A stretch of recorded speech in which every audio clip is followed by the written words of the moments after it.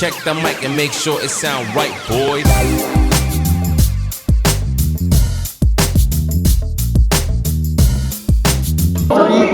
Is Richard Carpio. And the tip, etong si... Well, isa lang. isa lang Oh, actually. isa lang. Tama. The rebounding. And which is, in my opinion, the reason kung bakit itong Binyan gusto yung First possession, Chris Porter.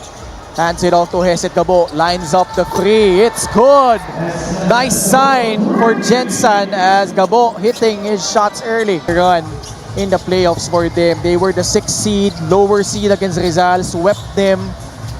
And then that grueling 3-game series against Batangas City as Kyle Tolentino hitting a free. Pangalawang tres na yan para sa... mentioned earlier, maaring talagang napakalaki nung kanilang na-pick up dun sa series na yan against the Quezon Huskers. They were in a really tough path. His backcourt partner was Nico Elorde, but now that he's with Hesed, syempre andun daw yung process of building the connection. Medyo hilaw pa, but with their bit of a job. Back to you guys. Maraming salamat, Andrea. And syempre, no, basketball, sometimes it's a business, Coach Mike. Yep. Porter. Popping out was Antonio Sebio, who had a strong preseason. He knocks down a free. That's gotta be a shot there for Hesed. Yeah. Gabo, pangalawang tres na yan for Hesed. And they love running that play. What a pass! The cut inside. Jonicio will score. And if you're gonna be late, Former in the playoffs, Jackson Corpus hindi nakasama. Pero yun nga, no, yung bagong lineup nila. As speaking of bagong lineup, kakapasok lang off the bench, Michael Mabuki. and yung quick na impact na yan, napaka-importante para dito kay Mike Mabulak to establish himself to be one of the guys to see another knockdown three, which makes them, in my opinion, very unpredictable. Little flex action here for Binyan. Mabulak at the elbow, going right at Chris Porter. Count the basket, plus a foul. Regard Is the official outfitter of the MPBL. Naiwanang Oh, libre si Hesed Gabo, who now has 9 points. Buoy. Coach JV Olea and the Black Wolves are giving a good account of themselves, considering na, it's just a 13-point lead. I'd like to think it was closer a little bit earlier before it got to that point. But to think that these young guys of Coach JV actually, Roa Corva with 3 on the shot clock. Mabulak yeah, will hit a jumper from 20 feet. Back the other way, Mark Cruz. boy, look at that space. Look at that space. Melo Santos hits a 3. They weren't packing the paint. Fontanilla, Hesed Gabo, even Antonio Sebio. Daddy Santos, sanay niyan sa mga ganyan. Good shot inside and good move by... Short. Kita mo yun, yung quick release para kay Josh Fontanilla. That was deliberate. Nice pass, JJ Pido setting up. I think somewhere in, if it's not Binyan, it's either San Pedro San or Pedro. Santa Rosa, around that area. There you go. Again, you hear this crowd cheer for John Barba. And Shot clock winding down on the Warriors though. Skip pass papunta kay Tolentino for free. Got fouled by John Barba. that the ball gets stuck with one player. Oh man, Tolentino. You could really see that he's picking his... He's wiser and he's smarter in how to play the game. Lumusot ulit si JJP. Curva settles for a free and he nails it, cutting the lead down to 8, 36-28. Finish, Bam Lopez in transition against Chris Porter. Bounce pass to Renzo Sobido, who fills the lane and scores. Well, good trail job there by... Hanap ng papasahan. Hands it off to Jonicio. You see how Porter has been providing those bone-crushing picks, Right. freeing up his teammates, Coach Mike. and he's perfect in that zoom action. Can't slam it home was Antonio Sebio. Back the other way, Binyan, a chance to counter. Lopez, shot fake, drives baseline. Lumusot sa ilalim to go for the reverse. Wow, what a move! Dito kay Bam Lopez after that Batangas series. Nice pass. Good defense by Jason. Ballesteros, little bit late. Jonicio the rebound. Oh, what a pass. Oh, yeah. In stride, Adi Santos from that gorgeous dime from Hesed Gabo. Gabiltes, obviously a different system. She has rewrite here by Bam Lopez. The guy is smoking hot this quarter. Oozing with court. Can Jensen extend the lead to close out the half?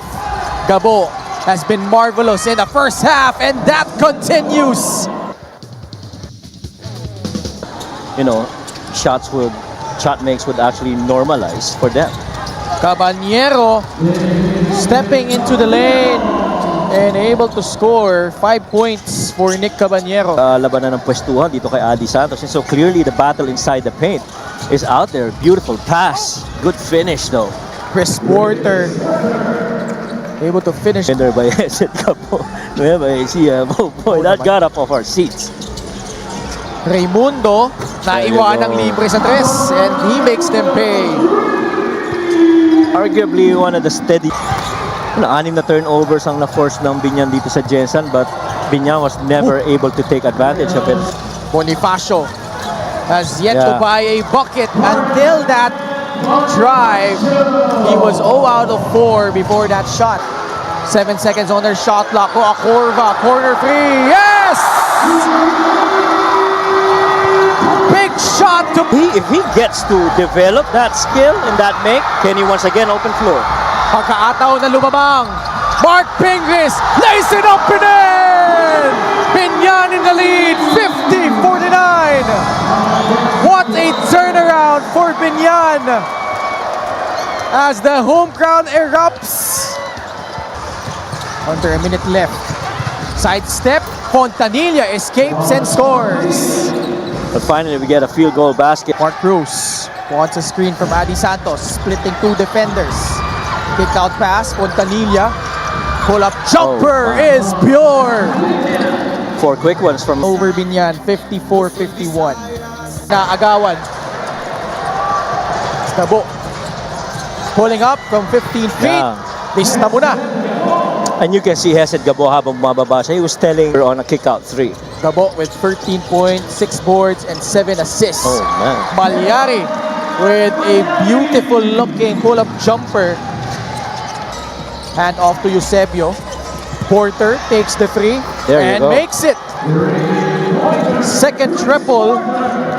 First triple. Under 6 minutes remaining in the fourth quarter. Gabo, lob inside. Eusebio will pop it in. LGR is the official outfitter. Caballero. Good Swing swing. pass, Bonifacio. Shot fake by Corva. Soars and scores over Chris Porter.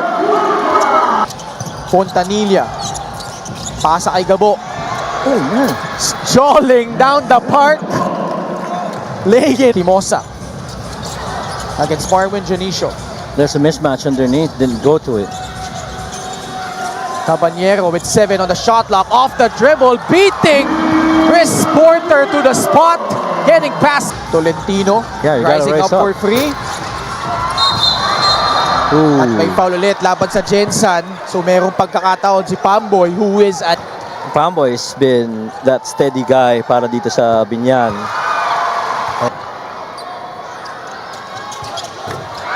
yun lang, supply pangalawa. Pero rebound ni Mabulak. Puts it up and in to give Binyan the lead. 64-64.